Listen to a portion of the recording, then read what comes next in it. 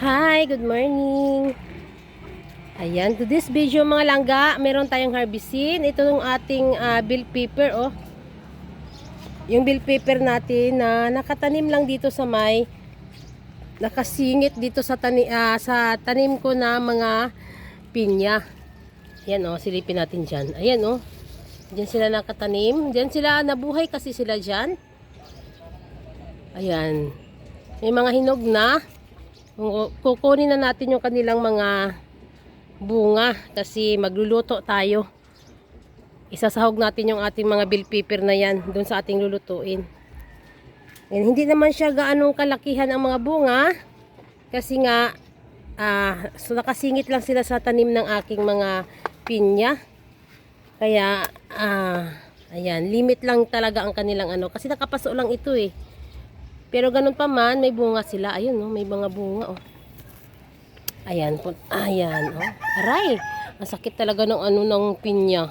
Kaya yung ibang bunga dito natutusok eh. And harvestin natin yan para meron tayong pang lagay sa ating lulutuin ngayon. Ganda ng ganda ng panahon. Parang medyo umaraw-araw na. Nakarang araw kasi hindi gaanong Ayan, umaraw na. Tara, harvestin natin yung mga nahihinog na mga bell pepper na yan. Para isahog natin sa ating lulutuin today. Ayan. Ay! Oh, ano na pala siya, oh. Ayan. Ito, dito. Ayan. Ayan, malambot lang pala siyang kunin. Muntik na pala malaglag yung isa kasi hinog na eh. Okay. Ayan.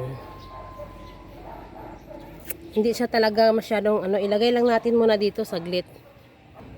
Ayan, nilapag ko muna doon para hindi tayo mahihirapan. Ang hirap mag ha. Ay. Ayan, madali lang pala siya, oh. Ayan, ito pa sa baba. Medyo na yung iba, sobra na sa hinog kaya ayan, ito hinog na ito, dalawa na ito, kukunin na natin yan. Baka maya malaglag. Ayan, oh. Naku, madali lang pala siyang anuhin kasi baka malaglag. Atakin natin. Ayan, hinatak ko na. Ayan, medyo pahinog na rin.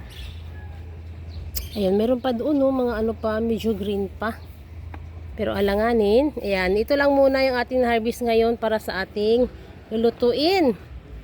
Tingnan mo, ayan, oh, mayroon pa dito, oh. Ayan.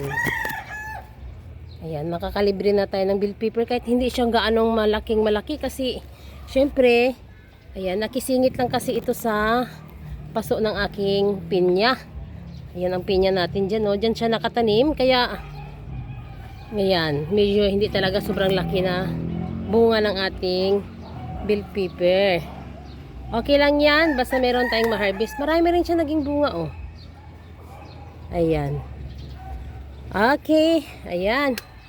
Yun lang ang kunin muna natin dahil yun ay mga hinog na. Magluluto tayo dun sa ating kusina. Ilalagay natin yung ating bell pepper. Okay, ayan. Ito na yung ating na-harvest na bell pepper. Ayan, may isasahog na tayo dun sa ating lulutuin. Ayan yung iba nito, oh, medyo malambot na siya. Na-over yata sa hinog na ito.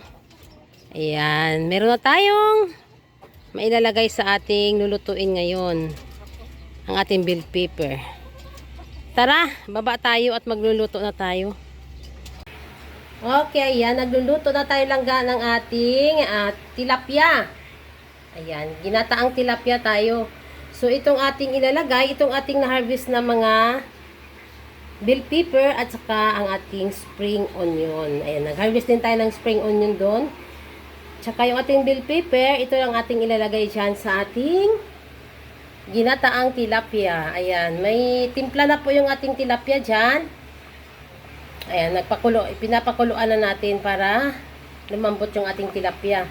So, mamaya, pag medyo paluto na yung ating tilapia, ilalagay na natin yung ating na-harvest na spring onion at saka bell pepper.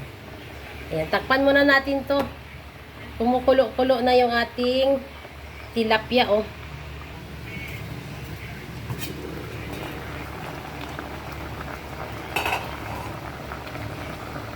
Okay, ayan. Kumulo na yung ating isda.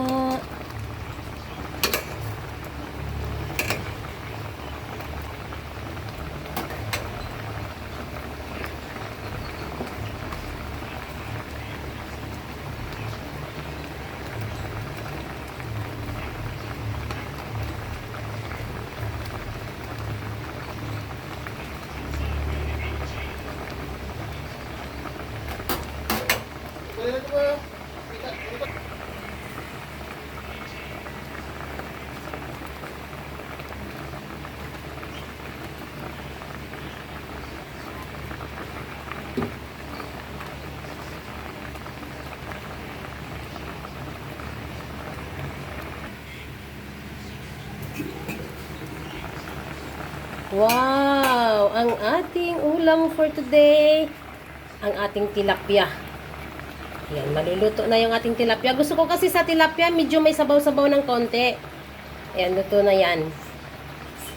Okay, ayan ang ating masarap na ulam ngayon, ang ating tilapia. Ayan, luto na ito lang ga. Kakaina na tayo, kain na. Ayan, tapos na tayo sa ating pagbablog. Ayan, thank you sa inyong lahat. Sa walang sawang panunood sa aking mga vlog. Please subscribe my channel, Inday Names Rooftop Garden. Bye!